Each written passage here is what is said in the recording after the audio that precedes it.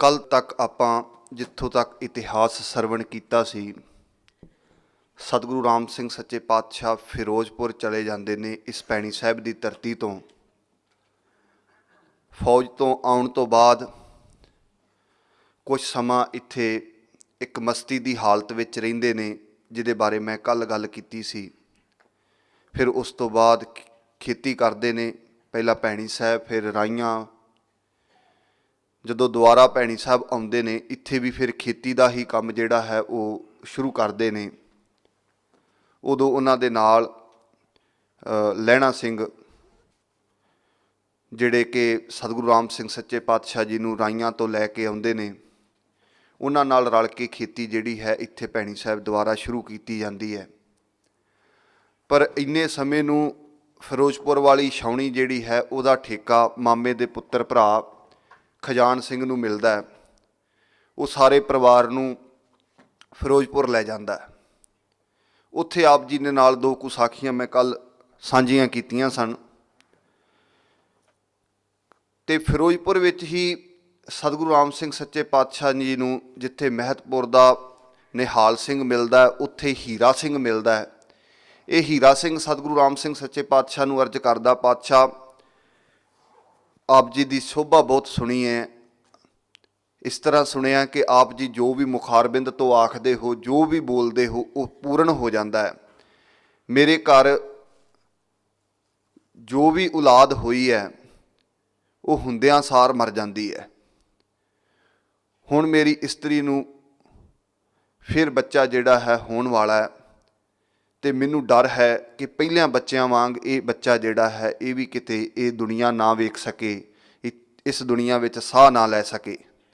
ਸਤਿਗੁਰੂ ਰਾਮ ਸਿੰਘ ਸੱਚੇ ਪਾਤਸ਼ਾਹ ਜੇਬ 'ਚੋਂ ਕੱਢ ਕੇ ਪਤਾਸਾ ਦਿੰਦੇ ਨੇ, ਕਹਿੰਦੇ ਨੇ ਆਹ ਦੇ ਦੇਈਂ, ਉਹ ਬੱਚਾ ਨਹੀਂ ਮਰੇਗਾ। ਇਤਿਹਾਸ ਕਹਿੰਦਾ ਬਾਅਦ ਵਿੱਚ ਉਹ ਨਰੈਣ ਸਿੰਘ ਨਾਮ ਉਸ ਦਾ ਰੱਖਿਆ ਜਾਂਦਾ ਅਤੇ ਬਹੁਤ ਵੱਡਾ ਗੁਰਸਿੱਖ ਬਣਦਾ ਹੈ। ਉਸ ਬੱਚੇ ਨੂੰ ਕੁਛ ਨਹੀਂ ਹੁੰਦਾ। ਸਤਿਗੁਰੂ ਰਾਮ ਸਿੰਘ ਸੱਚੇ ਪਾਤਸ਼ਾਹ ਦਾ ਭਰਾ, ਮਾਮੇ ਦਾ ਪੁੱਤ ਭਰਾ ਖਜਾਨ ਸਿੰਘ, ਉਹ ਇਹਨਾਂ ਦਿਨਾਂ ਦੇ ਵਿੱਚ ਚੜ੍ਹਾਈ ਕਰ ਜਾਂਦਾ। ਜਦੋਂ ਉਹ ਚੜ੍ਹਾਈ ਕਰਦਾ, ਕਿਉਂਕਿ ਉਹਨੇ ਹੀ ਠੇਕਾ ਲਿਆ ਸੀ, ਉਹੀ ਠੇਕੇਦਾਰ ਸੀ ਮੁੱਖ, ਉਹਦੇ ਚੜ੍ਹਾਈ ਕਰਨ ਕਰਕੇ ਇਹ ਸਾਰਾ ਪਰਿਵਾਰ ਜਿਹੜਾ ਹੈ ਫਿਰ ਵਾਪਸ ਆਉਂਦਾ ਹੈ। ਅਤੇ ਮਾਮਾ ਹਰੀ ਸਿੰਘ ਖਜਾਨ ਸਿੰਘ ਦੇ ਫੁੱਲ ਤਾਰਨ ਵਾਸਤੇ, ਪਾਉਣ ਵਾਸਤੇ ਪਹਿਲਾਂ ਹਰਿਦੁਆਰ ਲੋਕ ਜਾਂਦੇ ਸਨ। ਹਰਿਦੁਆਰ ਵਾਸਤੇ ਜਾਂਦੇ ਨੇ ਅਤੇ ਰਸਤੇ ਦੇ ਵਿੱਚ ਉਹ ਵੀ ਚੜ੍ਹਾਈ ਕਰ ਜਾਂਦੇ ਨੇ।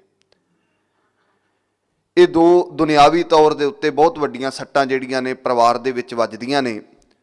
ਸਤਿਗੁਰੂ ਰਾਮ ਸਿੰਘ ਸੱਚੇ ਪਾਤਸ਼ਾਹ ਨੂੰ ਮਾਮੀ ਰਾਮੀ ਇਹ ਗੱਲ ਕਹਿੰਦੀ ਹੈ ਕਿ ਕੁਛ ਪੈਸੇ ਨੇ, ਤੁਸੀਂ ਲੈ ਲਵੋ ਅਤੇ ਕੋਈ ਨਵਾਂ ਵਪਾਰ ਜਿਹੜਾ ਹੈ, ਉਹ ਜਿਹੜਾ ਨਵਾਂ ਕਾਰੋਬਾਰ ਜਿਹੜਾ ਹੈ ਉਹ ਸ਼ੁਰੂ ਕਰੋ, ਅਤੇ ਉਹਦੇ ਵਿੱਚੋਂ ਹਿੱਸਾ ਜਿਹੜਾ ਹੈ, ਲਾਭ ਜਿਹੜਾ ਹੋਵੇਗਾ, ਜਿਹੜਾ ਫਾਇਦਾ ਹੋਵੇਗਾ, ਉਹਦੇ ਵਿੱਚੋਂ ਹਿੱਸਾ ਜਿਹੜਾ ਹੈ ਉਹ ਮੈਨੂੰ ਵੀ ਦੇ ਦੇਣਾ।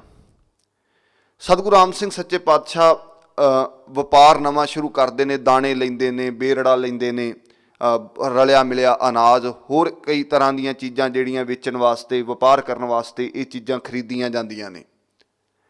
ਦੂਸਰੇ ਬੰਨੇ ਇਹੀ ਸਮਾਂ ਹੈ ਜਦੋਂ ਸਤਿਗੁਰੂ ਰਾਮ ਸਿੰਘ ਸੱਚੇ ਪਾਤਸ਼ਾਹ ਇੱਕ ਨਵੀਂ ਵਿਉਂਤਬੰਦੀ ਉਸਾਰਦੇ ਪਏ ਨੇ ਕਿ ਗੁਰੂ ਗੋਬਿੰਦ ਸਿੰਘ ਸੱਚੇ ਪਾਤਸ਼ਾਹ ਜੀ ਦੀ ਅਲੋਪ ਹੋਈ ਸਿੱਖੀ ਜਿਹੜੀ ਹੈ ਉਸ ਨੂੰ ਮੁੜ ਸੁਰਜੀਤ ਕੀਤਾ ਜਾਵੇ। ਇਹ ਸ਼੍ਰੀ ਭੈਣੀ ਸਾਹਿਬ ਦੇ ਉਹ ਦਿਨ ਨੇ ਜਦੋਂ ਸਤਿਗੁਰੂ ਰਾਮ ਸਿੰਘ ਸੱਚੇ ਪਾਤਸ਼ਾਹ ਜੀ ਦੇ ਕੋਲ ਬਹੁਤ ਸਾਰੇ ਲੋਕ ਜਿਹੜੇ ਨੇ ਆਉਣੇ ਸ਼ੁਰੂ ਹੋ ਗਏ ਨੇ।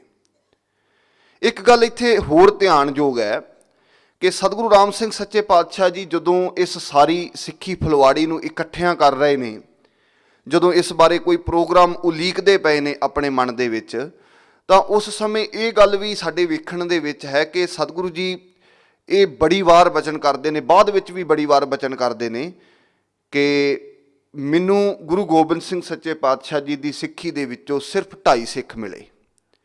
ਉਹਨਾਂ 2.5 ਦੇ ਨਾਮ ਸਤਿਗੁਰੂ ਜੀ ਆਪਣੇ ਮੁਖਾਰਬਿੰਦ ਤੋਂ ਵੀ ਇੱਕ ਵਾਰੀ ਲਹਿਣਾ ਸਿੰਘ ਕਰਜਾਕ ਦੇ ਘਰ ਜਾ ਕੇ ਇਹ ਗੱਲ ਕਹਿੰਦੇ ਨੇ। ਉਹਨੇ ਲੰਗੋਟੀ ਪਹਿਨੀ ਹੋਈ ਸੀ ਲਹਿਣਾ ਸਿੰਘ ਕਰਜਾਕ ਨੇ। ਹਰੀ ਸਿੰਘ ਨਲੂਆ ਸਰਦਾਰ ਸੀ ਸਿੱਖ ਰਾਜ ਦੇ ਸਮੇਂ, ਬਹੁਤ ਵੱਡਾ ਨਾਮ ਹੈ, ਸਾਰੇ ਆਪਾਂ ਉਸ ਨਾਮ ਤੋਂ ਵਾਕਫ ਹਾਂ।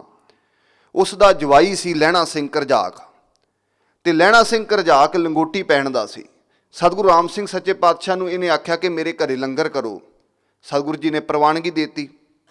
ਜਦੋਂ ਪ੍ਰਵਾਨਗੀ ਮਿਲ ਗਈ ਤਾਂ ਸਿੱਖਾਂ ਨੇ ਆਖਿਆ ਕਿ ਉਹ ਤਾਂ ਲੰਗੋਟੀ ਪਹਿਨਦਾ ਹੈ ਜੀ,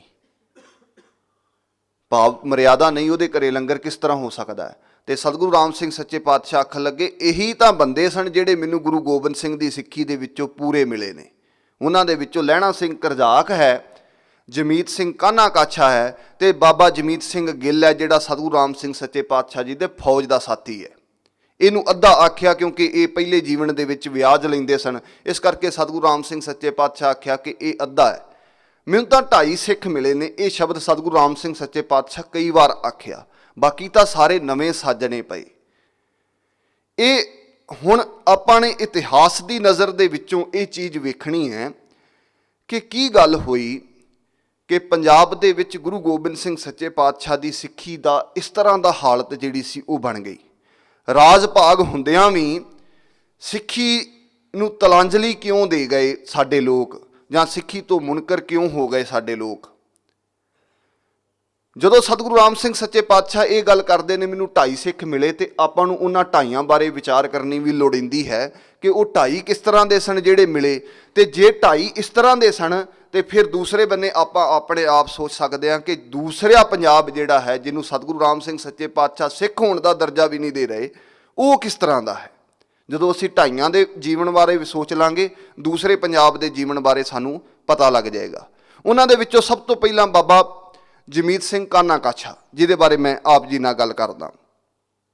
ਬਹੁਤ ਘੱਟ ਉਹਨਾਂ ਦੇ ਜੀਵਨ ਬਾਰੇ ਸਾਡੇ ਇਤਿਹਾਸ ਵਿੱਚ ਮਿਲਦਾ ਹੈ, ਪਰ ਪਿੱਛੇ ਜੀ ਇੱਕ ਡਾਕੂਮੈਂਟਰੀ ਇੱਕ YouTube ਚੈਨਲ ਦੇ ਉੱਤੇ ਕਿਸੇ ਪਾਕਿਸਤਾਨ ਦੇ ਬੰਦੇ ਨੇ ਇੱਕ ਕਾਨਾ ਕਾਛਾ ਜਾ ਕੇ ਉਸ ਸਾਰੀ ਆਪਣੀ ਇੱਕ ਵੀਡੀਓ ਬਣਾਈ। ਉਹਦੇ ਵਿੱਚ ਉਹਨੇ ਉਹ ਜਿਹੜਾ ਗੁਰਦੁਆਰਾ ਸੀ ਬਾਬਾ ਜਮੀਤ ਸਿੰਘ ਦਾ ਕਾਨਾ ਕਾਛਾ ਦਾ, ਉਹਨੇ ਵਿਖਾਇਆ ਕਿ ਇੱਥੇ ਬਾਬਾ, ਉਹਨੂੰ ਕਿਉਂਕਿ ਪੂਰੀ ਜਾਣਕਾਰੀ ਨਹੀਂ ਸੀ, ਪਰ ਉਹਨੂੰ ਜਾਣਕਾਰੀ ਦੇਣ ਵਾਸਤੇ ਕੁਝ ਬੰਦੇ ਸਾਡੇ ਇੱਥੋਂ ਪੰਜਾਬ ਦੇ ਵੀ ਸਨ, ਉਹਨਾਂ ਨੇ ਕੁਝ ਜਾਣਕਾਰੀ ਉਹਦੇ ਬਾਰੇ ਦਿੱਤੀ ਕਿ ਇਹ ਨਾਮਧਾਰੀਆਂ ਦੇ ਬਹੁਤ ਵੱਡੇ ਲੀਡਰ ਨੇ ਜਿਨ੍ਹਾਂ ਨੂੰ ਸਤਿਗੁਰੂ ਰਾਮ ਸਿੰਘ ਸੱਚੇ ਪਾਤਸ਼ਾਹ ਜੀ ਨੇ ਥਾਪਿਆ ਸੀ।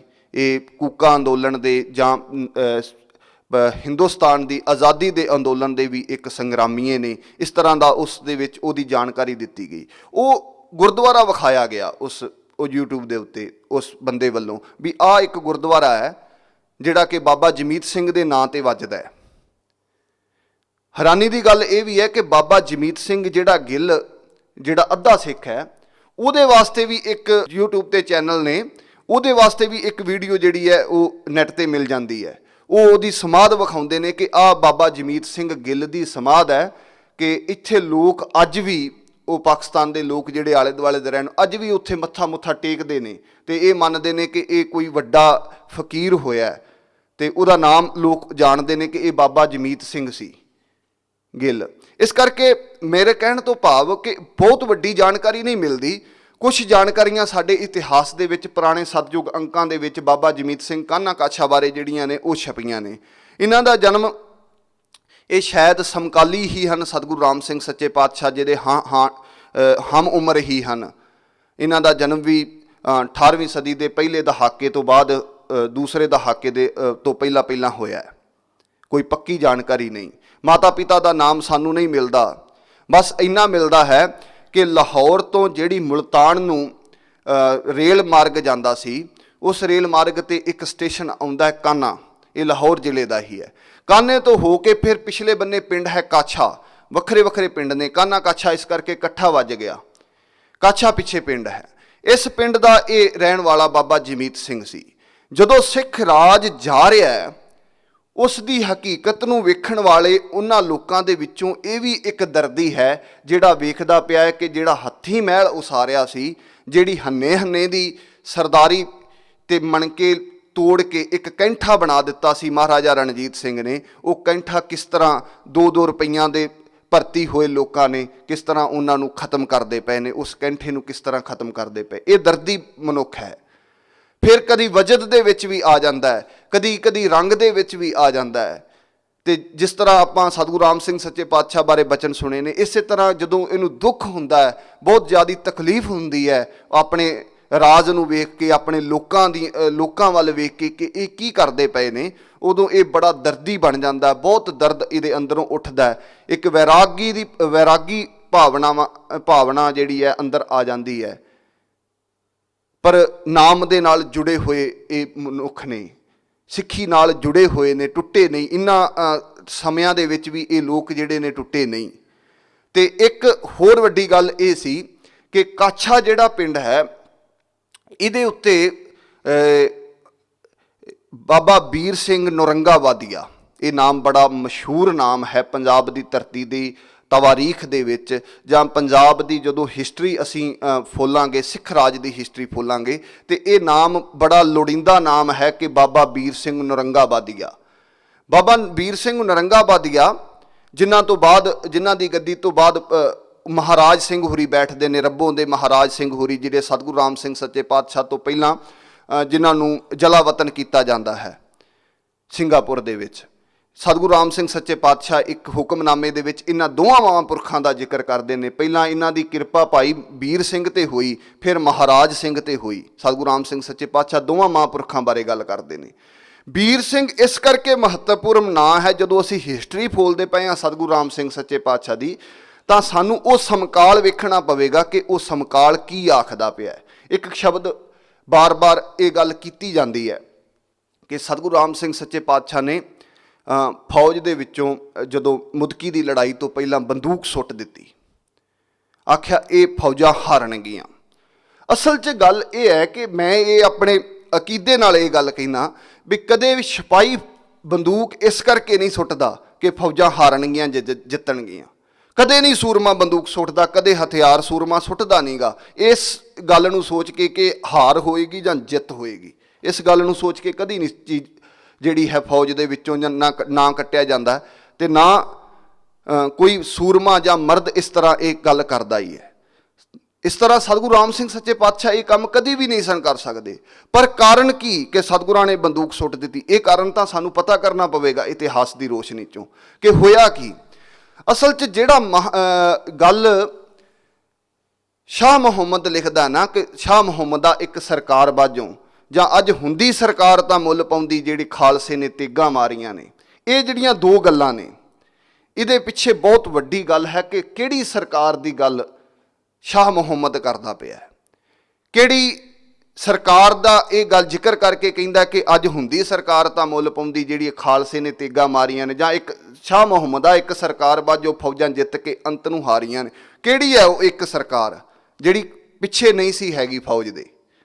ਉਦੋਂ ਸਾਨੂੰ ਉਸ ਸੰਦਰਭ ਵਿੱਚ, ਉਸ ਇਤਿਹਾਸ ਦੇ ਵਿੱਚ ਜਾਣਾ ਪੈਂਦਾ ਕਿ ਸਿੱਖ ਰਾਜ ਦੇ ਸਮੇਂ ਕੀ ਹੋਇਆ। ਇਹ ਗੱਲਾਂ ਭਾਵੇਂ ਥੋੜ੍ਹੀਆਂ ਜਿਹੀਆਂ ਤੁਹਾਨੂੰ ਇਸ ਤਰ੍ਹਾਂ ਲੱਗਣ ਕਿ ਇਹ ਵਿਸ਼ੇ ਤੋਂ ਨਹੀਂ ਹੈਗੀਆਂ, ਪਰ ਇਹ ਗੱਲਾਂ ਜਾਣਨੀਆਂ ਉਨੀਆਂ ਹੀ ਜ਼ਰੂਰੀ ਨੇ ਜਿੰਨਾ ਸਤਿਗੁਰੂ ਰਾਮ ਸਿੰਘ ਸੱਚੇ ਪਾਤਸ਼ਾਹ ਦਾ ਇਤਿਹਾਸ ਸਾਨੂੰ ਜਾਣਨਾ ਜ਼ਰੂਰੀ ਹੈ, ਕਿਉਂਕਿ ਇਹ ਇਤਿਹਾਸ ਦੇ ਨਾਲ ਰਲਦੀਆਂ ਨੇ। ਕਾਛੇ ਪਿੰਡ ਦੇ ਵਿੱਚ ਬਾਬਾ ਵੀਰ ਸਿੰਘ ਨੌਰੰਗਾਬਾਦੀਆ ਨੇ ਆਪਣਾ ਕਮਰ ਕੱਸਾ ਖੋਲ੍ਹਿਆ ਸੀ। ਇਹ ਗੁਰਮਤਿ ਦਾ ਪ੍ਰਚਾਰ ਕਰਦੇ ਸਨ। ਜਦੋਂ ਕਮਰ ਕੱਸਾ ਖੋਲ੍ਹਿਆ, ਉੱਥੇ ਉਹਨਾਂ ਦਾ ਦਮਦਮਾ, ਉੱਥੇ ਉਹਨਾਂ ਦਾ ਇੱਕ ਗੁਰਦੁਆਰਾ ਜਿਹੜਾ ਸੀ ਉਹ ਬਣਿਆ ਹੋਇਆ ਸੀ, ਥੜਾ ਬਣਿਆ ਹੋਇਆ ਸੀ। ਇਸੇ ਥੜੇ ਦੇ ਨਾਲ ਸਾਡੇ ਇਸ ਨਾਇਕ ਦਾ ਜਿਹੜਾ ਸੰਬੰਧ ਹੈ, ਬਾਬਾ ਜਮੀਤ ਸਿੰਘ ਕਾਨਾ ਕਾਛਾ ਦਾ ਸੰਬੰਧ ਹੈ, ਇਹ ਵੀ ਉਸੇ ਥੜੇ ਦੇ ਨੇੜੇ। ਉੱਥੇ ਬਾਵਾ ਸੰਤ ਜਿਹੜੇ ਨੇ ਉਹ ਬੈਠੇ ਰਹਿੰਦੇ ਨੇ, ਭਗਤੀ ਕਰਦੇ ਨੇ, ਨਾਮ ਦੇ ਰਸ ਦੇ ਵਿੱਚ ਰਹਿੰਦੇ ਨੇ, ਗੁਰਬਾਣੀ ਪੜ੍ਹਦੇ ਨੇ, ਉਹਦੇ ਨੇੜੇ ਤੇੜੇ ਹੀ। ਤੇ ਇਹ ਵੀ ਉਸੇ ਹੀ ਜਗ੍ਹਾ ਦੇ ਵਿੱਚ ਇਹ ਸਾਡਾ ਨਾਇਕ ਜਿਹੜਾ ਹੈ ਉੱਥੇ ਰਹਿੰਦਾ ਹੈ। ਜਦੋਂ ਸਤਿਗੁਰੂ ਰਾਮ ਸਿੰਘ ਸੱਚੇ ਪਾਤਸ਼ਾਹ ਇਹਨੂੰ ਆਣ ਕੇ ਦਰਸ਼ਨ ਦਿੰਦੇ ਨੇ, ਉਦੋਂ ਇਹਨੂੰ ਇਹ ਗੱਲ ਕਹਿੰਦੇ ਨੇ ਕਿ ਹੁਣ ਕਾਸ਼ੇ ਤੋਂ ਚਲਾ ਜਾ ਤੇ ਕਾਨੇ ਪਹੁੰਚ ਜਾ, ਕਾਨੇ ਗੋਰਿਆਂ ਦੇ ਦਰਾਂ ਮੂਹਰੇ ਜਾ ਕੇ ਬੈਠ ਜਾ। ਕਾਨੇ ਦੇ ਵਿੱਚ ਗੋਰਿਆਂ ਨੇ ਠਾਣਾ ਆਪਣਾ ਖੋਲ੍ਹਿਆ ਸੀ, ਅੰਗਰੇਜ਼ ਨੇ ਠਾਣਾ ਖੋਲ੍ਹਿਆ ਸੀ, ਤੇ ਸਤਿਗੁਰੂ ਰਾਮ ਸਿੰਘ ਸੱਚੇ ਪਾਤਸ਼ਾਹ ਇਹਨੂੰ ਇਸ਼ਾਰਾ ਕੀਤਾ ਬਾਬਾ ਜਮੀਤ ਸਿੰਘ ਕਾਨਾ ਕਾਛਾ ਨੂੰ ਕਿ ਉਹਨਾਂ ਦੇ ਦਰਾਂ ਮੂਹਰੇ ਬੈਠ ਜਾ। ਵੇਖੋ ਇਹ ਕਿਸ ਤਰ੍ਹਾਂ ਦੀ ਜਿਹੜਾ ਸੰਘਰਸ਼ ਹੈ, ਇਹ ਕਿਸ ਤਰ੍ਹਾਂ ਦਾ ਸੰਘਰਸ਼ ਹੈ, ਇਸ ਨੂੰ ਵੀ ਵੇਖਣਾ ਪਵੇਗਾ। ਕਿੰਨਾ ਸ਼ਾਂਤਮਈ ਹੈ, ਕਿੰਨਾ ਸਬਰ ਵਾਲਾ ਹੈ ਕਿ ਸਤਿਗੁਰੂ ਰਾਮ ਸਿੰਘ ਸੱਚੇ ਪਾਤਸ਼ਾਹ ਉਹਨਾਂ ਅੰਗਰੇਜ਼ਾਂ ਨੂੰ ਦੱਸਣਾ ਚਾਹੁੰਦੇ ਨੇ ਕਿ ਤੁਹਾਡਾ ਮੱਥਾ ਜਿਨ੍ਹਾਂ ਲੋਕਾਂ ਦੇ ਨਾਲ ਲੱਗਿਆ ਉਹ ਇਸ ਤਰ੍ਹਾਂ ਦਾ ਸਬਰ ਰੱਖਣ ਵਾਲੇ ਨੇ। ਬਾਬਾ ਜਮੀਤ ਸਿੰਘ ਕਾਨਾ ਕਾਛਾ 12 ਸਾਲ ਸਤਿਗੁਰੂ ਰਾਮ ਸਿੰਘ ਸੱਚੇ ਪਾਤਸ਼ਾਹ ਜੀ ਦੇ ਇੱਕ ਬਚਨ ਦੇ ਨਾਲ ਉਸ ਥਾਣੇ ਦੇ ਮੂਹਰੇ ਬਿਲਕੁਲ ਸਾਹਮਣੇ 12 ਸਾਲ ਬੈਠੇ ਰਹੇ। ਇਹ ਬੜੀ ਵੱਡੀ ਗੱਲ ਹੈ। ਸਤਿਗੁਰੂ ਰਾਮ ਸਿੰਘ ਸੱਚੇ ਪਾਤਸ਼ਾਹ ਦੇ ਇੱਕ ਬਚਨ ਦੇ ਨਾਲ ਉਹਨਾਂ ਆਖਿਆ ਸਾਹਮਣੇ ਬੈਠ ਜਾ, ਇਹਨਾਂ ਨੂੰ ਪਤਾ ਰਵੇ, ਇਹ ਜਦੋਂ ਅੰਦਰ ਬਾਹਰ ਇੱਥੋਂ ਨਿਕਲ ਇਹਨਾਂ ਨੂੰ ਪਤਾ ਰਵੇ ਕਿ ਸਾਡਾ ਮੱਥਾ ਕਿਹਨਾਂ ਦੇ ਨਾਲ ਲੱਗਾ ਹੋਇਆ, ਕਿੰਨਾ ਲੋਕਾਂ ਦੇ ਨਾਲ ਸਾਡਾ ਮੱਥਾ ਲੱਗਾ। ਉਹ 12 ਸਾਲ ਬੈਠਾ ਰਿਹਾ। ਉਸ ਤੋਂ ਬਾਅਦ ਉਹਦਾ ਇੱਕ ਚੇਲਾ ਬੂਟਾ ਸਿੰਘ, ਉਹ ਫਿਰ 12 ਸਾਲ ਬੈਠਾ ਰਿਹਾ ਉਸੇ ਜਗ੍ਹਾ ਦੇ ਉੱਤੇ। ਉਹ ਜਗ੍ਹਾ ਜਿਹੜੀ ਸੀ ਉਹ ਪਾਕ ਬਣ ਗਈ ਨਾਮਧਾਰੀਆਂ ਵਾਸਤੇ। ਨਾਮਧਾਰੀ ਉੱਥੇ ਆਉਂਦੇ ਨੇ, ਦੀਵਾਨ ਲੱਗਦੇ ਨੇ ਥਾਣੇ ਦੇ ਮੂਹਰੇ, ਬਿਲਕੁਲ ਉਹ ਜਗ੍ਹਾ ਸੀ ਤੇ ਉੱਥੇ ਦੀਵਾਨ ਬਣਦੇ ਨੇ, ਸਾਧ ਸੰਗਤ ਆਉਂਦੀ ਹੈ ਤੇ ਅੰਗਰੇਜ਼ ਇਹ ਚੀਜ਼ਾਂ ਜਿਹੜੀਆਂ ਹੈ ਵੇਖਦਾ ਹੈ। ਮੇਰੇ ਕਹਿਣ ਤੋਂ ਭਾਵ ਬਾਬਾ ਵੀਰ ਸਿੰਘ ਨਰੰਗਾ ਬਾਧੀਆ ਦੀ ਗੱਲ ਜਿਹੜੀ ਮੈਂ ਕਰਦਾ ਪਿਆ ਸੀ, ਬਾਬਾ ਵੀਰ ਸਿੰਘ ਨਰੰਗਾ ਬਾਧੀਆ ਸਿੱਖ ਰਾਜ ਦੇ ਸਮੇਂ ਇੱਕ ਉਹ ਸ਼ਖਸ ਹੈ ਜਿਹਦੀ ਸਿੱਖ ਫੌਜ ਜਿਹੜੀ ਹੈ ਉਹ ਸਤਿਕਾਰ ਕਰਦੀ ਹੈ। ਸਿੱਖ ਫੌਜ ਜਿਹੜਾ ਮਾਣ ਕਰਦੀ ਹੈ ਕਿ ਬਾਬਾ ਵੀਰ ਸਿੰਘ ਜਿਹੜਾ ਮਹਾਂਪੁਰਸ਼ ਹੈ। ਤੇ ਉਹਦੇ ਨਾਲ ਵੀ ਜਿੰਨੇ ਸਿੱਖ ਰਾਜ ਦੇ ਵਿੱਚੋਂ ਜਿੰਨੇ ਦਰਦੀ ਲੋਕ ਸਨ, ਜਿਹੜੇ ਟਾਈਮ ਉਸੇ ਬੁਰਸ਼ਾਗਰਦੀ ਚੱਲਦੀ ਪਈ ਹੈ ਫੌਜ ਦੇ ਵਿੱਚ, ਉਸ ਸਮੇਂ ਜਿਹੜੇ ਦਰਦੀ ਲੋਕ ਉਸ ਫੌਜ ਦੇ ਵਿੱਚੋਂ ਨਿਕਲੇ, ਉਹ ਸਾਰੇ ਦੇ ਸਾਰੇ ਵੀਰ ਸਿੰਘ ਦੇ ਕੋਲ ਆਉਂਦੇ ਨੇ, ਉਹ ਸਾਰੇ ਵੀਰ ਸਿੰਘ ਦੇ ਕੋਲ ਟਿਕਾਣਾ ਕਰਦੇ ਨੇ। ਇਸ ਕਰਕੇ ਇਹਦੇ ਕੋਲ ਜਵਾਨ 1500-1600 ਜਵਾਨ ਹਰ ਟਾਈਮ ਤਿਆਰ ਰਹਿੰਦਾ। ਕੁਛ ਤੋਪਾਂ ਵੀ ਇਹਦੇ ਕੋਲ ਨੇ ਤੇ ਕੁਛ ਘੋੜ ਸੈਨਿਕ ਵੀ ਜਿਹੜੇ ਨੇ ਇਹਦੇ ਕੋਲ ਨੇ, ਕੁਛ ਪਿਆਦਾ, ਕੁਛ ਘੋੜ ਸੈਨਿਕ ਵੀ ਇਹਦੇ ਕੋਲ ਨੇ। ਬਹੁਤ ਵੱਡੀ ਤਾਕਤ ਹੈ ਸਿੱਖ ਰਾਜ ਦੇ ਸਮੇਂ। ਵੱਡੀਆਂ ਤਾਕਤਾਂ ਦੇ ਵਿੱਚੋਂ ਉਸ ਸਮੇਂ ਜਦੋਂ ਮਹਾਰਾਜਾ ਖੜਕ ਸਿੰਘ ਦੀ ਜਦੋਂ ਆਪਾਂ ਸੁਣਦੇ ਹਾਂ ਕਿ ਮਹਾਰਾਜਾ ਖੜਕ ਸਿੰਘ ਨੂੰ ਧਿਆਨ ਸਿੰਘ ਵੱਲੋਂ ਜਾਂ ਉਸ ਦੇ ਲੜਕੇ ਨੂੰ ਇਹ ਭਰਮਾ ਕੇ ਖੜਕ ਸਿੰਘ ਦਾ ਕਤਲ ਕੀਤਾ ਜਾਂਦਾ ਹੈ ਤੇ ਖੜਕ ਸਿੰਘ ਦਾ ਸੰਸਕਾਰ ਕਰਨ ਵਾਸਤੇ ਜਦੋਂ ਨੌ ਨਿਹਾਲ ਜਾਂਦਾ ਤੇ ਉਹਦੇ ਔਰ ਜਦੋਂ ਸੰਸਕਾਰ ਕਰਕੇ ਵਾਪਸ ਮੁੜਦੇ ਨੇ ਤੇ ਛੱਤਾ ਜਿਹੜਾ ਹੈ 12 ਦਰੀ ਦਾ, ਜਿਹੜੀ ਛੱਤ ਜਿਹੜੀ ਹੈ ਉਹਦੇ ਉੱਤੇ ਡੇਗ ਦਿੱਤੀ ਜਾਂਦੀ ਹੈ। ਉੱਥੇ ਮਹਾਰਾਜਾ ਨੌ ਨਿਹਾਲ, ਟਿੱਕਾ ਨੌ ਨਿਹਾਲ ਜਿਹੜਾ ਹੈ ਉਹ ਚੜ੍ਹਾਈ ਕਰਦਾ ਹੈ। ਨੌ ਨਿਹਾਲ ਇਤਿਹਾਸ ਦਾ ਉਹ ਪੁਆਇੰਟ ਹੈ ਸਿੱਖ ਰਾਜ ਦਾ ਜਿਹਦੇ ਵਾਸਤੇ ਇਹ ਗੱਲ ਆਖੀ ਗਈ, ਛੱਤਾ ਡਿੱਗਿਆ ਕਿਸਮਤ ਪੰਜਾਬ ਦੀ ਤੇ ਫੱਟਰ ਕਵਰ ਨੌ ਨਿਹਾਲ ਹੋਇਆ। ਉਹ ਛੱਤਾ ਨੌ ਨਿਹਾਲ ਦੇ ਉੱਤੇ ਨਹੀਂ ਡਿੱਗਿਆ, ਉਹ ਪੰਜਾਬ ਦੀ ਕਿਸਮਤ ਦੇ ਉੱਤੇ ਡਿੱਗ ਪਿਆ, ਕਿਉਂਕਿ ਨੌ ਨਿਹਾਲ ਹੀ ਇੱਕ ਇਸ ਤਰ੍ਹਾਂ ਦਾ ਸੈਂਟਰ ਬਿੰਦੂ ਸੀ ਉਸ ਸਿੱਖ ਰਾਜ ਦੇ ਵਿੱਚ, ਜਾਂ ਇਸ ਤਰ੍ਹਾਂ ਦਾ ਵਿਅਕਤੀਤਵ ਵਾਲਾ ਮਨੁੱਖ ਸੀ ਜਿਹੜਾ ਉਸ ਸਾਰੇ ਨੂੰ ਕੰਟਰੋਲ ਕਰ ਸਕਦਾ ਸੀ। ਉਹ ਖਿਲਰੀ ਹੋਈ ਸਾਰੀ ਜਿਹੜੀ ਭਾਣ ਸੀ ਉਸ ਨੂੰ ਕੰਟਰੋਲ ਕਰ ਸਕਦਾ ਸੀ, ਉਸ ਨੂੰ ਸਾਂਭ ਸਕਦਾ ਸੀ, ਹੋਰ ਕੋਈ ਨਹੀਂ ਸੀ ਸਾਂਭ ਸਕਦਾ। ਪਰ ਨੌ ਨਿਹਾਲ ਦਾ ਹਸ਼ਰ ਇਹ ਹੋਇਆ ਕਿ ਉਹਨੂੰ ਤਾਂ ਸੰਸਕਾਰ ਕਰਕੇ ਪਿਤਾ ਦਾ ਆਪਣੇ ਦਾ ਵਾਪਸ ਆਉਂਦਾ ਤੇ ਉੱਤੇ ਛੱਤ ਜਿਹੜੀ ਹੈ ਉਹ ਡੇਗ ਦਿੱਤੀ ਜਾਂਦੀ ਹੈ, ਬਰੂਦ ਲਾ ਕੇ ਛੱਤ ਡੇਗ ਦਿੱਤੀ ਜਾਂਦੀ ਹੈ। ਨੌ ਨਿਹਾਲ ਕਤਲ ਹੁੰਦਾ ਹੈ। ਉਸ ਦੇ ਘਰੋਂ ਸੀ ਨਾਨਕੀ, ਉਹ ਨਾਨਕੀ ਜਿਹੜੀ ਹੈ ਉਹ ਵੀ ਕਤਲ ਹੁੰਦੀ ਹੈ। ਉਸ ਦੀ ਮਾਂ ਸੀ ਚੰਦ ਕੌਰਾਂ, ਉਹ ਵੀ ਕਤਲ ਹੁੰਦੀ ਹੈ। ਇਸ ਰਾਜ ਦੇ ਵਿੱਚ ਸ਼ੇਰ ਸਿੰਘ ਗੱਦੀ ਦੇ ਉੱਤੇ ਬੈਠਦਾ ਹੈ।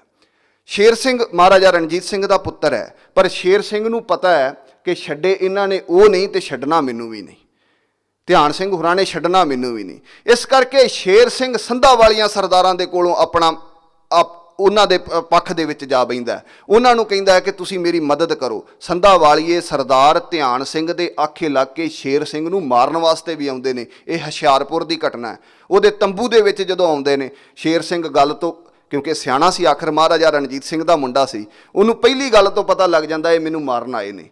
ਆਪਣੀ ਤਲਵਾਰ ਕੱਢ ਕੇ ਉਹਨਾਂ ਦੇ ਪੈਰਾਂ ਦੇ ਵਿੱਚ ਰੱਖ ਕੇ ਇਹ ਗੱਲ ਕਹਿੰਦਾ ਕਿ ਚਾਚਾ ਜੇ ਤੂੰ ਮੈਨੂੰ ਮਾਰਨ ਆਇਆ ਤੇ ਮੇਰਾ ਸਿਰ ਹਾਜ਼ਰ ਹੈ, ਤੂੰ ਵੱਢ ਦੇ। ਉਹ ਆਖਣ ਲੱਗਾ ਨਹੀਂ। ਉਹ ਫਿਰ ਕਿੱਥੋਂ ਤਲਵਾਰ ਚੱਲਣੀ ਸੀ। ਲਹਿਣਾ ਸਿੰਘ ਸੰਧਾ ਵਾਲੀ ਆਖਣ ਲੱਗਾ ਨਹੀਂ, ਮੈਂ ਮਾਰਨ ਨਹੀਂ ਆਇਆ, ਪਰ ਮੈਂ ਤੈਨੂੰ ਸੁਚੇਤ ਕਰਨ ਆਇਆ ਵੀ ਧਿਆਨ ਸਿੰਘ ਨੇ ਤੈਨੂੰ ਮਾਰ ਦੇਣਾ। ਉਹ ਕਹਿੰਦਾ ਵੀ ਜੇ ਧਿਆਨ ਸਿੰਘ ਨੇ ਮਾਰ ਦੇਣਾ ਕੀਤਾ ਕੀ ਜਾਵੇ। ਉਹ ਕਹਿੰਦਾ ਫਿਰ ਧਿਆਨ ਸਿੰਘ ਮਾਰ ਦੇ, ਜਾਂ ਤੂੰ ਉਹਨੂੰ ਮਾਰੇਗਾ ਜਾਂ ਉਹ ਤੈਨੂੰ ਮਾਰੇਗਾ। ਰਾਜਨੀਤੀ ਇਹ ਕਹਿੰਦੀ ਹੈ, ਤੂੰ ਮਾਰ ਦੇ। ਕਹਿੰਦਾ ਫਿਰ ਇਹ ਕੰਮ ਤੂੰ ਕਰ ਦੇ ਲਹਿਣਾ ਸਿੰਘ ਨੂੰ, ਮੈਨੂੰ ਕੀ ਮਿਲੇਗਾ। ਲਹਿਣਾ ਸਿੰਘ ਕਹਿੰਦਾ ਵੇਖੋ ਡਿੱਗੇ ਕਿੱਥੋਂ ਤੱਕ ਨੇ। ਮੈਂ ਇਹ ਗੱਲ ਕਰਨੀ ਕਿ ਸਤਿਗੁਰੂ ਰਾਮ ਸਿੰਘ ਸੱਚੇ ਪਾਤਸ਼ਾਹ ਬੰਦੂਕ ਕਿਉਂ ਸੁੱਟੀ, ਡਿੱਗੇ ਕਿੱਥੋਂ ਤੱਕ। ਕਹਿੰਦਾ ਫਿਰ ਮੈਨੂੰ ਕੀ ਮਿਲੇਗਾ ਲਹਿਣਾ ਸਿੰਘ। ਉਹ ਕਹਿੰਦਾ ਤੈਨੂੰ ਵਜ਼ੀਰੀ, ਧਿਆਨ ਸਿੰਘ ਦੀ ਥਾਂ ਤੇ ਵਜ਼ੀਰ ਤੂੰ ਪੰਜਾਬ ਦਾ। ਆਂਦਾ ਠੀਕ ਹੈ ਮੈਂ ਮਾਰ ਦਿੰਦਾ। ਇਹ ਉੱਥੋਂ ਤੁਰਦਾ ਧਿਆਨ ਸਿੰਘ ਕੋਲ ਆਉਂਦਾ ਤੇ ਧਿਆਨ ਸਿੰਘ ਵੀ ਕੋਈ ਛੋਟੀ ਤਾਕਤ ਨਹੀਂ ਸੀ, ਸਿੱਖ ਰਾਜ ਦੀ ਬੜੀ ਵੱਡੀ ਤਾਕਤ ਸੀ। ਐਡੀ ਵੱਡੀ ਤਾਕਤ ਸੀ ਕਿ ਜੇ ਸਿੱਖ ਰਾਜ ਨੂੰ ਕੋਈ ਸਾਂਭ ਸਕਦਾ ਸੀ, ਇਹ ਗੱਲ ਮਹਾਰਾਜਾ ਰਣਜੀਤ ਸਿੰਘ ਵੀ ਜਾਣਦਾ ਸੀ, ਧਿਆਨ ਸਿੰਘ ਸਾਂਭ ਸਕਦਾ ਸੀ। ਤੇ ਇਸੇ ਕਰਕੇ ਧਿਆਨ ਸਿੰਘ ਨੂੰ ਮਹਾਰਾਜਾ ਰਣਜੀਤ ਸਿੰਘ ਦੇ ਜਦੋਂ ਚੜ੍ਹਾਈ ਕਰ ਜਾਂਦਾ, ਉਹਦੇ ਸਰੀਰ ਦੇ ਉੱਤੇ ਹੱਥ ਰੱਖਾ ਕੇ ਮਾਈ ਪਹਾੜਨ ਜਿਹੜੀ ਹੈ, ਮਹਾਰਾਜਾ ਰਣਜੀਤ ਸਿੰਘ ਦੀ ਘਰਵਾਲੀ ਇੱਕ ਪਹਾੜਨ ਬੀਬੀ ਸੀ, ਮਾਈ ਪਹਾੜਨ ਹੱਥ ਰੱਖ ਕੇ ਕਹਿੰਦੀ ਹੈ ਧਿਆਨ ਸਿੰਘਾ ਕਸਮ ਚੱਕ ਕਿ ਵਫਾਦਾਰ ਰਵੇਂਗਾ। ਪਰ ਧਿਆਨ ਸਿੰਘ ਵਫਾਦਾਰ ਤੇ ਤਾਂ ਹੋਵੇ ਨਾ ਜੇ ਉਹਨੂੰ ਇਹ ਉਹਦੇ ਧਿਆਨ 'ਚ ਨਾ ਹੋਵੇ ਕਿ ਮੈਂ ਆਪਣੇ ਪੁੱਤਰ ਹੀਰਾ ਸਿੰਘ ਨੂੰ ਗੱਦੀ ਤੇ ਬਿਠਾਉਣਾ। ਹੀਰਾ ਸਿੰਘ ਨਾਲ ਬੜਾ ਪਿਆਰ ਸੀ ਮਹਾਰਾਜਾ ਰਣਜੀਤ ਸਿੰਘ ਦਾ, ਉਹਦੇ ਪੁੱਤਰ ਦੇ ਨਾਲ ਬੱਚੜੀ ਕਹਿ ਕੇ ਉਹਨੂੰ ਸੰਬੋਧਨ ਕਰਦਾ ਸੀ। ਇਸ ਕਰਕੇ ਉਹਨੂੰ ਇਹ ਸੀ ਮੈਂ ਆਪਣੇ ਪੁੱਤਰ ਨੂੰ ਗੱਦੀ ਤੇ ਬਿਠਾਉਣਾ ਹੈ। ਉਹ ਆਪਣੇ ਪੁੱਤਰ ਨੂੰ ਗੱਦੀ ਤੇ ਬਿਠਾਉਣ ਦੇ ਕਾਰਨ ਜਦੋਂ ਲਹਿਣਾ ਸਿੰਘ ਹੁਰੀ ਧਿਆਨ ਸਿੰਘ ਦੇ ਕੋਲ ਜਾਂਦੇ ਨੇ, ਧਿਆਨ ਸਿੰਘ ਅੱਗੋਂ ਉਹਨੂੰ ਵੀ ਪਤਾ ਲੱਗ ਜਾਂਦਾ ਇਹ ਮਾਰਨਗੇ ਮੈਨੂੰ। ਸੰਧਾ ਵਾਲੀਏ ਵੱਡੇ ਬੰਦੇ ਸਨ, ਉਹਨਾਂ ਕੋਲ ਸੈਨਿਕ ਵੀ ਹੈਗੇ ਸਨ, ਤਾਕਤਾਂ ਵੀ ਹੈਗੀਆਂ ਸਨ, ਉਹਨੂੰ ਪਤਾ ਸੀ ਇਹ ਮੈਨੂੰ ਮਾਰਨਗੇ। ਆਖਣ ਲੱਗਾ ਤੈਨੂੰ ਉਹਨੇ ਇਸ ਗੱਲਾਂ 'ਤੇ ਪਰਮਾਲਿਆ ਕਿ ਤੁਹਾਨੂੰ ਪਹਿਲਾਂ ਕੈਦ ਕੀਤਾ ਸ਼ੇਰ ਸਿੰਘ ਨੇ, ਛੱਡਣਾ ਤੁਹਾਨੂੰ ਸ਼ੇਰ ਸਿੰਘ ਨੇ, ਮੈਨੂੰ ਕਤਲ ਕਰ ਦਿਓ, ਮੈਂ ਕਤਲ ਹੋਣ ਵਾਸਤੇ ਤਿਆਰ ਹਾਂ, ਪਰ ਛੱਡਣਾ ਤੁਹਾਨੂੰ ਸ਼ੇਰ ਸਿੰਘ ਨੇ ਨਹੀਂ, ਫਿਰ ਵੀ ਮਰਵਾ ਦੇਣਾ। ਪਰ ਜੇ ਤੁਸੀਂ ਮੇਰੀ ਗੱਲ ਮੰਨੋ, ਸ਼ੇਰ ਸਿੰਘ ਨੂੰ ਮਾਰੋ, ਮੈਂ ਵਜ਼ੀਰ ਨਹੀਂ ਬਣਦਾ, ਮੈਂ ਚਲਾ ਜਾਵਾਂਗਾ ਜੰਮੂ ਕਸ਼ਮੀਰ। ਉੱਧਰਲੀ ਰਿਆਸਤ ਜਿਹੜੀ ਹੈ ਉਹ ਗੁਲਾਬ ਸਿੰਘ ਨੂੰ ਦਿੱਤੀ ਹੋਈ ਸੀ ਵੀ ਉੱਧਰ ਮੈਂ ਰਿਆਸਤ ਜਿਹੜੀ ਹੈ ਉਹ ਮੈਨੂੰ ਸਾਂਭ ਦਿਓ, ਮੈਂ ਚਲਾ ਜਾਵਾਂਗਾ, ਇਹ ਪੰਜਾਬ ਛੱਡ ਜਾਵਾਂਗਾ, ਤੁਸੀਂ ਇਹ ਪੰਜਾਬ ਜਿਹੜਾ ਇਹ ਸਾਂਭੋ, ਮੈਂ ਵਜ਼ੀਰੀ ਨਹੀਂ ਕਰਦਾ, ਤੁਸੀਂ ਸ਼ੇਰ ਸਿੰਘ ਨੂੰ ਮਾਰੋ, ਦਲੀਪ ਸਿੰਘ ਨੂੰ ਗੱਦੀ ਤੇ ਬਾਓ, ਮਹਾਰਾਜਾ ਰਣਜੀਤ ਸਿੰਘ ਦਾ ਸਭ ਤੋਂ ਛੋਟਾ ਪੁੱਤਰ। ਤੇ ਜਦੋਂ ਵਜ਼ੀਰ ਤੂੰ ਬਣ ਗਿਆ, ਮਤਲਬ ਰਾਜਾ ਤੂੰ ਬਣ ਗਿਆ, ਦਲੀਪ ਸਿੰਘ ਨਾਬਾਲਗ ਹੈ, ਇਹ ਵਿਉਂਤ ਬਣ ਜਾਂਦੀ ਹੈ। ਫਿਰ ਸ਼ੇਰ ਸਿੰਘ ਮਾਰਿਆ ਜਾਂਦਾ ਲਹਿਣਾ ਸਿੰਘ ਹੋਰਾਂ ਤੋਂ। ਜਦੋਂ ਸ਼ੇਰ ਸਿੰਘ ਮਾਰਿਆ ਜਾਂਦਾ, ਵੇਖੋ ਕਿੱਥੋਂ ਤੱਕ ਜਿਹੜੀਆਂ ਗੱਲਾਂ ਨੇ ਉਹ ਲੰਘਦੀਆਂ ਨੇ। ਸ਼ੇਰ ਸਿੰਘ ਮਾਰ ਕੇ ਲਹਿਣਾ ਸਿੰਘ, ਅਜੀਤ ਸਿੰਘ, ਕੇਰ ਸਿੰਘ, ਸੰਧਾ ਵਾਲੀਏ ਸਰਦਾਰ ਜਦੋਂ ਕਿਲੇ ਵੱਲ ਨੂੰ ਆਉਂਦੇ ਨੇ ਤੇ ਰਸਤੇ ਦੇ ਵਿੱਚ ਸ਼ੇਰ ਸਿੰਘ ਦਾ 8 ਸਾਲਾਂ ਦਾ ਪੁੱਤਰ ਪ੍ਰਤਾਪ ਸਿੰਘ ਮਿਲ ਪੈਂਦਾ। 8 ਸਾਲਾਂ ਦਾ ਸੀ ਸਿਰਫ ਪ੍ਰਤਾਪ ਸਿੰਘ, ਟਿੱਕਾ ਪ੍ਰਤਾਪ ਸਿੰਘ। ਤੇ ਲਹਿਣਾ ਸਿੰਘ ਇਹ ਕਹਿੰਦਾ ਚਲੋ ਇਹਨੂੰ ਵੀ ਨਾਲ ਹੀ ਪਿਓ ਦੇ ਤੋਰੋ, ਉਹਦਾ ਸਿਰ ਵੀ ਵੱਢ ਲਿਆ ਜਾਂਦਾ। ਦੋਵਾਂ ਪਿਓ ਪੁੱਤਰਾਂ ਦੇ ਸਿਰ ਜਿਹੜੇ ਨੇ ਉਹ ਕਿਲੇ ਦੇ ਵਿੱਚ ਲਿਆਂਦੇ ਜਾਂਦੇ ਨੇ। ਪਿਓ ਪੁੱਤਰਾਂ ਦੇ ਜਦੋਂ ਕਿਲੇ ਦੇ ਵਿੱਚ ਲਿਆਂਦੇ ਜਾਂਦੇ ਨੇ, ਉੱਥੇ ਆਣ ਕੇ ਗੁਰਮੁਖ ਸਿੰਘ ਦੇ ਰਾਹੀਂ ਤਿਲਕ ਲਵਾ ਕੇ ਦਲੀਪ ਸਿੰਘ ਨੂੰ ਇੱਕ ਵਾਰੀ ਮਹਾਰਾਜਾ ਬਣਾਇਆ ਜਾਂਦਾ ਤੇ ਲਹਿਣਾ ਸਿੰਘ ਜਿਹੜਾ ਉਹ ਵਜ਼ੀਰ ਬਣ ਜਾਂਦਾ। ਜਦੋਂ ਲਹਿਣਾ ਸਿੰਘ ਵਜ਼ੀਰ ਦਾ ਪਤਾ ਲੱਗਦਾ ਹੀਰਾ ਸਿੰਘ ਨੂੰ, ਧਿਆਨ ਸਿੰਘ ਦੇ ਪੁੱਤਰ ਨੂੰ, ਵੀ ਆਹ ਹੋ ਗਿਆ, ਉਹ ਫੌਜ ਨੂੰ ਕਹਿੰਦਾ ਕਿ ਇਹ ਕਿਸ ਤਰ੍ਹਾਂ ਹੋ ਗਿਆ, ਇਹਨਾਂ ਨੇ ਸ਼ੇਰ ਸਿੰਘ ਮਾਰ ਦਿੱਤਾ, ਮਹਾਰਾਜਾ ਰਣਜੀਤ ਸਿੰਘ ਦਾ ਪੁੱਤਰ ਮਾਰ ਦਿੱਤਾ, ਤੁਸੀਂ ਇੱਥੇ ਚੁੱਪ ਕਰਕੇ ਬੈਠੇ ਹੋ। ਜਿੰਨੀ ਖਾਲਸਾ ਫੌਜ ਸੀ ਉਹ ਸਾਰੀ ਦੀ ਸਾਰੀ ਲਹਿਣਾ ਸਿੰਘ ਦੇ ਖਿਲਾਫ ਕਿਲੇ ਦੇ ਉੱਤੇ ਹਮਲਾ ਕਰਦੀ ਹੈ। ਲਹਿਣਾ ਸਿੰਘ ਮਾਰ ਲਿਆ ਜਾਂਦਾ, ਉੱਥੇ ਲਹਿਣਾ ਸਿੰਘ ਮਰਦਾ, ਉੱਥੇ ਅਜੀਤ ਸਿੰਘ ਮਰਦਾ। ਇਹਨਾਂ ਦਾ ਇੱਕ ਭਰਾ ਅਤਰ ਸਿੰਘ ਜਿਹੜਾ ਸੀ ਉਹ ਉਸ ਸਮੇਂ ਉੱਥੇ ਨਹੀਂ ਸੀ ਹੈਗਾ। ਅਤਰ ਸਿੰਘ ਜਿਹੜਾ ਸੀ ਉਹ ਥਾਨੇਸਰ ਬੈਠਾ ਸੀ। ਅਤਰ ਸਿੰਘ ਨੂੰ ਇਸ ਗੱਲ ਦਾ ਸਾਰਾ ਪਤਾ ਲੱਗਦਾ, ਪਤਾ ਹੀਰਾ ਸਿੰਘ ਨੂੰ ਵੀ ਹੈਗਾ ਕਿ ਅਸੀਂ ਜਿਹੜਾ ਕੰਮ ਕੀਤਾ ਉਹਦੇ ਵਿੱਚ ਅਤਰ ਸਿੰਘ ਚੁੱਪ ਕਰਕੇ ਨਹੀਂ ਬੈਠੇਗਾ, ਆਪਣੇ ਭਤੀਜੇ ਤੇ ਭਰਾਵਾਂ ਦਾ ਬਦਲਾ ਲੈਣ ਵਾਸਤੇ ਜ਼ਰੂਰ ਆਵੇਗਾ। ਇਸ ਬਦਲੇ ਨੂੰ ਰੋਕਣ ਵਾਸਤੇ ਹੀਰਾ ਸਿੰਘ ਜਿਹੜਾ ਹੈ ਉਹ ਫੌਜ ਨੂੰ ਵਰਤ ਕੇ ਪਹਿਲਾਂ ਮਹਾਰਾਜਾ ਰਣਜੀਤ ਸਿੰਘ ਦੇ 2 ਮੁੰਡੇ ਸਿਆਲਕੋਟ ਵਿੱਚ ਬੈਠੇ ਨੇ, ਇੱਕ ਦਾ ਨਾਂ ਹੈ ਪਸ਼ੌਰਾ ਸਿੰਘ, ਇੱਕ ਦਾ ਨਾਂ ਹੈ ਕਸ਼ਮੀਰਾ ਸਿੰਘ। 7 ਪੁੱਤਰ ਸਨ ਮਹਾਰਾਜਾ ਰਣਜੀਤ ਸਿੰਘ ਦੇ, ਤਾਰਾ ਸਿੰਘ, ਕਸ਼ਮੀਰਾ ਸਿੰਘ, ਪਸ਼ੌਰਾ ਸਿੰਘ। 2 ਦੇ ਨਾਮ ਤੁਸੀਂ ਜਾਣਦੇ ਹੋ, ਖੜਕ ਸਿੰਘ ਤੇ ਸ਼ੇਰ ਸਿੰਘ, ਮੁਲਤਾਨਾ ਸਿੰਘ ਤੇ ਸਭ ਤੋਂ ਛੋਟਾ ਦਲੀਪ ਸਿੰਘ। ਪਸ਼ੌਰਾ ਸਿੰਘ ਤੇ ਕਸ਼ਮੀਰਾ ਸਿੰਘ ਸਿਆਲਕੋਟ ਦੀ ਜਗੀਰ ਸਾਂਭਦੇ ਸਨ। ਇਹਨਾਂ ਦੋਵਾਂ ਨੇ ਬਗਾਵਤ ਕਰ ਦਿੱਤੀ ਹੀਰਾ ਸਿੰਘ ਦੇ ਖਿਲਾਫ ਕਿ ਇਹਨਾਂ ਨੇ ਸਾਡਾ ਜਿਹੜਾ ਹੈ ਉਹ ਸਾਡੇ ਪਰਿਵਾਰ ਦਾ ਕਤਲ ਕੀਤਾ ਹੈ। ਜਦੋਂ ਇਹਨਾਂ ਨੇ ਬਗਾਵਤ ਕੀਤੀ, ਗੁਲਾਬ ਸਿੰਘ ਨੂੰ ਫੌਜ ਦੇ ਕੇ ਉੱਥੇ ਭੇਜ ਦਿੱਤਾ। ਉੱਥੇ ਵੱਡੀ ਫੌਜ ਨਹੀਂ ਸੀ ਹੈਗੀ ਉਹਨਾਂ ਦੇ ਕੋਲ ਸਿਆਲਕੋਟ ਦੇ ਵਿੱਚ, ਉਹਨੂੰ ਘੇਰਾ ਪਾ ਲਿਆ। ਪਿੱਛੇ ਫੌਜ ਨੂੰ ਪਤਾ ਲੱਗ ਜਾਂਦਾ ਕਿ ਹੀਰਾ ਸਿੰਘ, ਕਸ਼ਮੀਰਾ ਸਿੰਘ ਤੇ ਪਸ਼ੌਰਾ ਸਿੰਘ ਨੂੰ ਮਰਾਉਣ ਲੱਗਾ। ਇਸ ਗੱਲ ਨੂੰ ਸੁਣ ਕੇ ਫੌਜ ਜਿਹੜੀ ਹੈ ਉਹ ਹੀਰਾ ਸਿੰਘ ਦੇ ਖਿਲਾਫ ਹੋ ਕੇ ਹੀਰਾ ਸਿੰਘ ਦਾ ਘਰ ਘੇਰ ਲੈਂਦੀ ਹੈ। ਜਦੋਂ ਹੀਰਾ ਸਿੰਘ ਦਾ ਘਰ ਘੇਰਿਆ ਜਾਂਦਾ ਫੌਜ ਦੇ ਵੱਲੋਂ, ਹੁਣ ਤੁਸੀਂ ਇਸ ਸਾਰੀ ਮੇਰਾ ਕਹਿਣ ਤੋਂ ਭਾਵ ਇਹ ਚੱਲ ਕੀ ਰਿਹਾ, ਫੌਜ ਦੇ ਉੱਤੇ ਕੋਈ ਵੀ ਕੰਡਾ ਨਹੀਂ ਹੈਗਾ। ਫੌਜ ਨਾ ਹੀਰਾ ਸਿੰਘ ਦੀ ਹੈ, ਨਾ ਲਹਿਣਾ ਸਿੰਘ ਦੀ ਹੈ, ਨਾ ਧਿਆਨ ਸਿੰਘ ਦੀ ਹੈ, ਫੌਜ ਕਿਸੇ ਦੀ ਵੀ ਨਹੀਂ ਹੈਗੀ।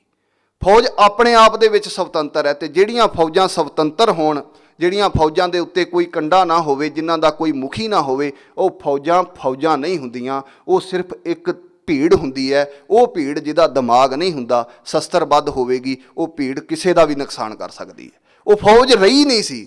ਸਤਿਗੁਰੂ ਰਾਮ ਸਿੰਘ ਸੱਚੇ ਪਾਤਸ਼ਾਹ ਬੰਦੂਕ ਇਸ ਕਰਕੇ ਸੁੱਟੀ, ਇਸ ਕਰਕੇ ਨਹੀਂ ਕਿ ਹਾਰ ਹੋਣੀ ਹੈ ਜਿੱਤ ਹੋਣੀ ਹੈ। ਉਹ ਫੌਜ ਹੀ ਨਹੀਂ ਸੀ ਰਹੀ। ਉਹਨੂੰ ਕਦੀ ਹੀਰਾ ਸਿੰਘ ਵਰਤਦਾ ਪਿਆ, ਉਹਨੂੰ ਕਦੀ ਲਹਿਣਾ ਸਿੰਘ ਸੰਧਾ ਵਾਲੀਆ ਵਰਤਦਾ ਪਿਆ। ਉਸੇ ਫੌਜ ਨੂੰ ਬਾਅਦ ਦੇ ਵਿੱਚ ਜਦੋਂ ਉਹ ਉੱਥੋਂ ਨਿਕਲ ਜਾਂਦੇ ਨੇ, ਇਹ ਵੀਰ ਸਿੰਘ ਦੇ ਕੋਲ ਆ ਜਾਂਦੇ ਨੇ। ਕਸ਼ਮੀਰਾ ਸਿੰਘ ਤੇ ਪਸ਼ੌਰਾ ਸਿੰਘ ਮਹਾਰਾਜਾ ਰਣਜੀਤ ਸਿੰਘ ਦਾ ਪੁੱਤਰ, ਇਹ ਬਾਬਾ ਵੀਰ ਸਿੰਘ ਨਰੰਗਾਬਾਦੀਏ ਦੇ ਕੋਲ ਆ ਜਾਂਦੇ ਨੇ, ਬਾਬੇ ਦੇ ਕੋਲ ਆ ਜਾਂਦੇ ਨੇ। ਨਾਲ ਆ ਜਾਂਦਾ ਅਤਰ ਸਿੰਘ ਥਨਾਇਸਰ ਤੋਂ ਉੱਠ ਕੇ, ਇਹਨਾਂ ਦੇ ਨਾਲ ਵੀ ਬੰਦੇ ਨੇ। ਹੁਣ ਵੀਰ ਸਿੰਘ ਦੇ ਕੋਲ ਜਿੰਨੇ ਕੁ ਸੈਨਿਕ ਹੈਗੇ ਨੇ, ਹੀਰਾ ਸਿੰਘ ਇਹ ਗੱਲ ਜਾਣਦਾ ਕਿ ਜਿਸ ਦਿਨ ਵੀਰ ਸਿੰਘ ਹਮਲਾ ਕਰੇਗਾ ਜਾਂ ਜਿਸ ਦਿਨ ਵੀਰ ਸਿੰਘ ਲੜਨ ਵਾਸਤੇ ਆਵੇਗਾ, ਉਹਨੂੰ ਰੋਕਣਾ ਔਖਾ ਹੈ, ਕਿਉਂਕਿ ਫੌਜ ਦੇ ਬਹੁਤੇ ਸਰਦਾਰ, ਬਹੁਤੇ ਸਿੱਖ ਜਿਹੜੇ ਨੇ ਉਹਦਾ ਸਾਥ ਦੇਣਗੇ।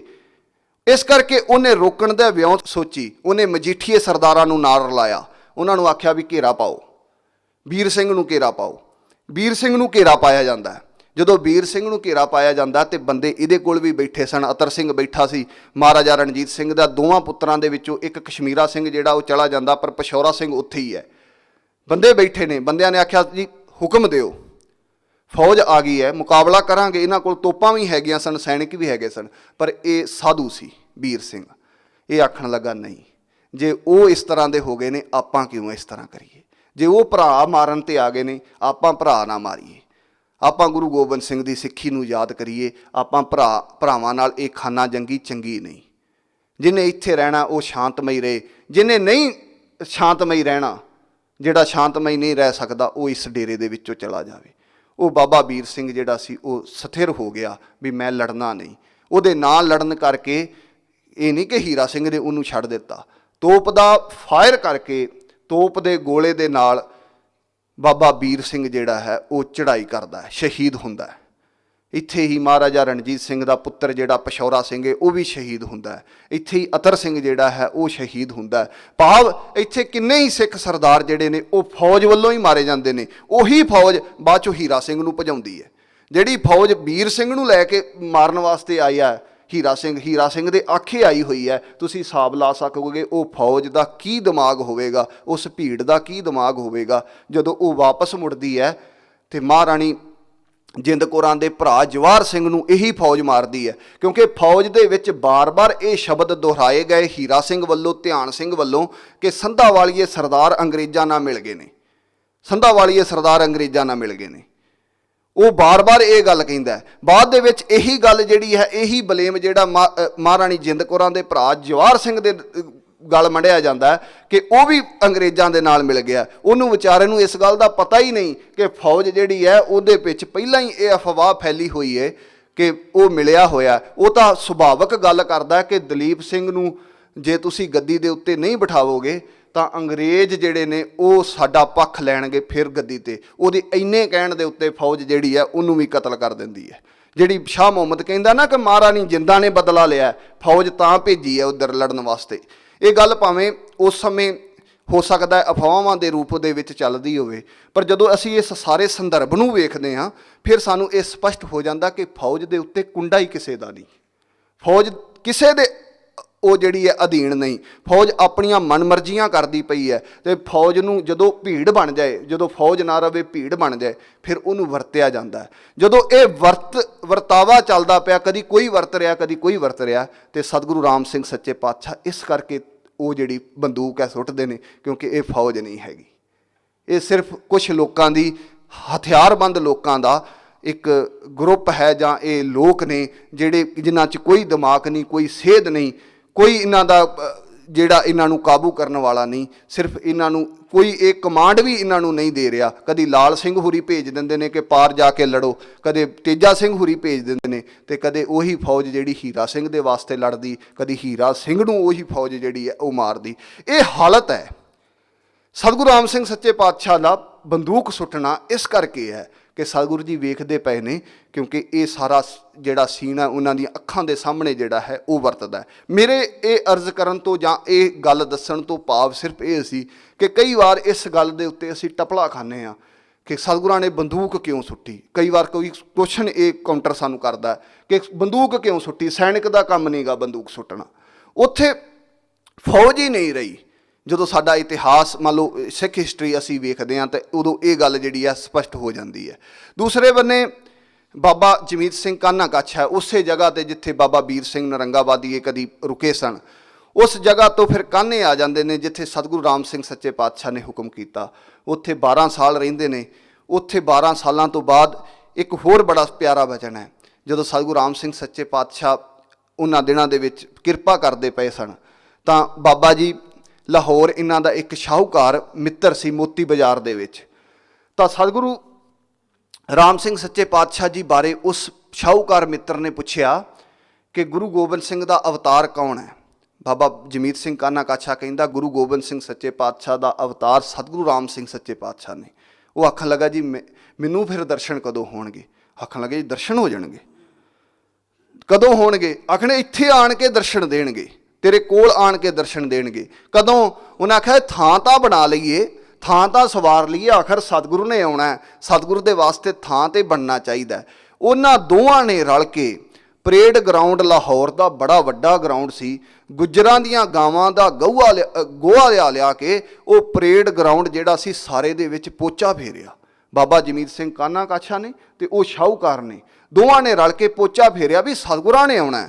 ਤੇ ਹਜੇ ਕੋਈ ਇਸ ਤਰ੍ਹਾਂ ਦੀ ਗੱਲ ਨਹੀਂ ਕਿ ਉਹਨਾਂ ਨੇ ਕੋਈ ਤਰੀਕ ਲਈ ਹੋਈ ਹੈ ਜਾਂ ਕੋਈ ਇਸ ਤਰ੍ਹਾਂ ਆਖਿਆ ਹੋਇਆ ਕਿ ਸੱਚੇ ਪਾਤਸ਼ਾਹ ਆਉਣਗੇ। ਉਹ ਜਦੋਂ ਉਹ ਪੋਚਾ ਫੇਰ ਲੈਂਦੇ ਨੇ, ਉਹ ਥਾਂ ਸਵਾਰ ਲੈਂਦੇ ਨੇ, ਉਹ ਫਿਰ ਸਤਿਗੁਰੂ ਰਾਮ ਸਿੰਘ ਸੱਚੇ ਪਾਤਸ਼ਾਹ ਸੱਚਮੁੱਚ ਹੀ ਸਾਧ ਸੰਗਤ ਦੇ ਨਾਲ ਆਉਂਦੇ ਨੇ। ਉੱਥੇ ਬੜਾ ਵੱਡਾ ਮੇਲਾ ਹੁੰਦਾ। ਉਹ ਸ਼ਾਹੂਕਾਰ ਨੇ ਸਤਿਗੁਰੂ ਜੀ ਨੂੰ ਆਪਣਾ ਘਰ ਤੇ ਉਹ ਮੋਤੀ ਬਾਜ਼ਾਰ ਵਾਲੀ ਦੁਕਾਨ ਜਿਹੜੀ ਸੀ ਉਹ ਭੇਟਾ ਕਰ ਦਿੱਤੀ। ਆਖਿਆ ਜੀ ਇਹ ਸਾਧ ਸੰਗਤ ਵਾਸਤੇ ਮੈਂ ਜਿਹੜੀ ਹੈ ਉਹ ਭੇਟਾ ਕਰਦਾ।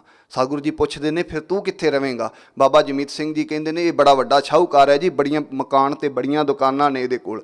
ਉਹ ਦੁਕਾਨ ਤੇ ਉਹ ਮਕਾਨ ਉਹ ਪਾਰਟੀਸ਼ਨ ਦੇ ਤੱਕ ਨਾਮਧਾਰੀਆਂ ਦੀ ਧਰਮਸ਼ਾਲਾ ਰਹੀ। ਮੋਤੀ ਮਾਰਕੀਟ ਦੇ ਵਿੱਚ ਉਹ ਨਾਮਧਾਰੀਆਂ ਦੀ ਧਰਮਸ਼ਾਲਾ ਰਹੀ, ਉਸ ਸ਼ਾਹੂਕਾਰ ਵੱਲੋਂ ਦਿੱਤੀ ਸੀ। ਤੇ ਬਾਬੇ ਕਾਨੇ ਕਾਛੇ ਦਾ ਉਹ ਦੀ ਪ੍ਰੇਰਨਾ ਦੇ ਨਾਲ ਉਹ ਨਾਮਧਾਰੀ ਬਣਿਆ। ਸਤਿਗੁਰੂ ਰਾਮ ਸਿੰਘ ਸੱਚੇ ਪਾਤਸ਼ਾਹ ਦੇ ਦਰਸ਼ਨ ਕੀਤੇ। ਬਾਅਦ ਵਿੱਚ ਹੋਰ ਵੀ ਬਹੁਤ ਸਾਰੇ ਸਿੱਖਾਂ ਦਾ ਜ਼ਿਕਰ ਆਉਂਦਾ। ਭਾਵ ਇੱਕ ਐਸਾ ਗੁਰਸਿੱਖ ਸੀ ਜਦੋਂ ਸਤਿਗੁਰੂ ਰਾਮ ਸਿੰਘ ਸੱਚੇ ਪਾਤਸ਼ਾਹ ਨੇ ਇਹਨੂੰ ਪਹਿਲੀ ਵਾਰ ਦਰਸ਼ਨ ਦਿੱਤੇ ਤਾਂ ਇਹਨੇ ਸੱਚੇ ਪਾਤਸ਼ਾਹ ਨੇ ਆਪਣਾ ਬਚਨ ਫਿਰ ਦੁਹਰਾਇਆ ਕਿ ਇਹ ਪੂਰਾ ਸਿੱਖ ਹੈ, ਇਹ ਪੂਰਾ ਹੈ। ਤੇ ਲਹਿਣਾ ਸਿੰਘ ਕਰਜਾਕ ਪੂਰਾ ਹੈ ਤੇ ਬਾਬਾ ਜਮੀਤ ਸਿੰਘ ਅੱਧਾ ਸੀ ਜਿਹੜਾ ਮੇਰਾ ਫੌਜ ਦਾ ਸਾਥੀ ਸੀ। ਫਿਰ ਸਤਿਗੁਰੂ ਸੱਚੇ ਪਾਤਸ਼ਾਹ ਨੇ ਬਚਨ ਜਿਹੜਾ ਸੀ ਉਹ ਫਿਰ ਦੁਹਰਾਇਆ। ਇਹ ਆਖਣ ਲੱਗਾ ਜੀ ਕਿਰਪਾ ਕਰੋ ਮੋਹਰ ਲਾ ਦਿਓ, ਨਾਮ ਦਿਓ, ਮੋਹਰ ਲਾ ਦਿਓ। ਤੇ ਸਤਿਗੁਰੂ ਸੱਚੇ ਪਾਤਸ਼ਾਹ ਇਹਨੂੰ ਦੁਬਾਰਾ ਫਿਰ ਉੱਥੇ ਨਾਮ ਦਿੰਦੇ ਨੇ। ਕੋ ਨਾਮ ਤਾਂ ਪਹਿਲਾਂ ਇਹ ਜਪਦਾ ਹੀ ਸੀ ਪਰ ਸੱਚੇ ਪਾਤਸ਼ਾਹ ਨੂੰ ਆਖਿਆ ਮੋਹਰ ਲਾ ਦਿਓ, ਆਪ ਦੀ ਕਿਰਪਾ ਹੋ ਜਾਏ। ਤੇ ਸਤਿਗੁਰਾਂ ਨੇ ਫਿਰ ਇਹਨੂੰ ਫਿਰ ਨਾਮ ਦਿੱਤਾ। ਇਹ ਬਾਬਾ ਬੜਾ ਵੱਡਾ ਤਪਸਵੀ ਸੀ, ਬੜਾ ਸਿਰੜੀ ਸੀ। ਫਿਰ ਸਭ ਤੋਂ ਵੱਡਾ ਇਹ ਕ੍ਰਾਂਤੀਕਾਰੀ ਸੀ ਜਿਸ ਨੇ ਅੰਗਰੇਜ਼ ਸਰਕਾਰ ਨੂੰ, ਭਾਵੇਂ ਉਹ ਇੱਕ ਸਤਿਗੁਰੂ ਰਾਮ ਸਿੰਘ ਸੱਚੇ ਪਾਤਸ਼ਾਹ ਦਾ ਮਿਸ਼ਨ ਸੀ, ਅਸਹਿ ਅੰਦੋਲਨ ਜਿਸ ਨੂੰ ਕਹਿ ਸਕਦੇ ਹਾਂ, ਜਿਸ ਨੂੰ ਸਬਰ ਦਾ ਅੰਦੋਲਨ ਕਹਿ ਸਕਦੇ ਹਾਂ, ਜਾਬਰ ਦੇ ਸਾਹਮਣੇ ਉਹ ਸਤਿਗੁਰੂ ਜੀ ਦਾ ਬਚਨ ਮੰਨਦਿਆਂ ਹੋਇਆ ਇਹ ਅੰਤ ਤੱਕ। ਹੋਰ ਦੋ ਦਾ ਜ਼ਿਕਰ ਆਪਾਂ ਆਉਣ ਵਾਲੇ ਸਮੇਂ ਦੇ ਵਿੱਚ ਡੇਢ ਦਾ ਜ਼ਿਕਰ ਜਿਹੜਾ ਹੈ ਬਾਬਾ ਲਹਿਣਾ ਸਿੰਘ ਕਰਜਾਕ, ਬਾਬਾ ਜਮੀਤ ਸਿੰਘ ਗਿੱਲ, ਉਹਦੇ ਬਾਰੇ ਵੀ ਬਹੁਤ ਸਾਰੀਆਂ ਗੱਲਾਂ ਜਿਹੜੀਆਂ ਨੇ ਉਹ ਕੀਤੀਆਂ ਜਾ ਸਕਦੀਆਂ ਨੇ ਕਿਉਂਕਿ ਉਹਨਾਂ ਮਹਾਂਪੁਰਸ਼ਾਂ ਦਾ ਜੀਵਨ ਵੀ ਜਿਹੜਾ ਹੈ ਸਤਿਗੁਰੂ ਜੀ ਦੇ ਨਾਲ ਜਦੋਂ ਇਹ ਜੁੜਦਾ ਹੈ ਉਹ ਕਿਸ ਤਰ੍ਹਾਂ ਦਾ ਹੋ ਜਾਂਦਾ। ਉਹ ਕਿਸ ਤਰ੍ਹਾਂ ਦੇ ਸਿੱਖ ਸਨ ਜਿਸ ਕਰਕੇ ਸਤਿਗੁਰੂ ਜੀ ਉਹਨਾਂ ਨੂੰ ਕਿਸੇ ਨੰਬਰਾਂ ਦੇ ਵਿੱਚ ਲਿਆਉਂਦੇ ਨੇ ਤੇ ਜਿਹੜੇ ਨੰਬਰਾਂ ਦੇ ਵਿੱਚ ਨਹੀਂ ਉਹ ਕਿਸ ਤਰ੍ਹਾਂ ਦੇ ਨੇ। ਇਹਨਾਂ ਬੰਦਿਆਂ ਦੇ ਜੀਵਨ ਤੋਂ ਦੂਸਰੇ ਤਰਫ ਅਸੀਂ ਇਹ ਜਿਹੜੀ ਹੈ ਉਹ ਚੀਜ਼ ਵੇਖ ਸਕਦੇ ਹਾਂ। ਇੰਨੀਆਂ ਕੁ ਅਰਜ਼ਾਂ ਕਰਦਾ ਹੋਇਆ ਖਿਮਾ ਦਾ ਜਾਚਕਾਂ। ਸਤਿ ਸ੍ਰੀ ਅਕਾਲ।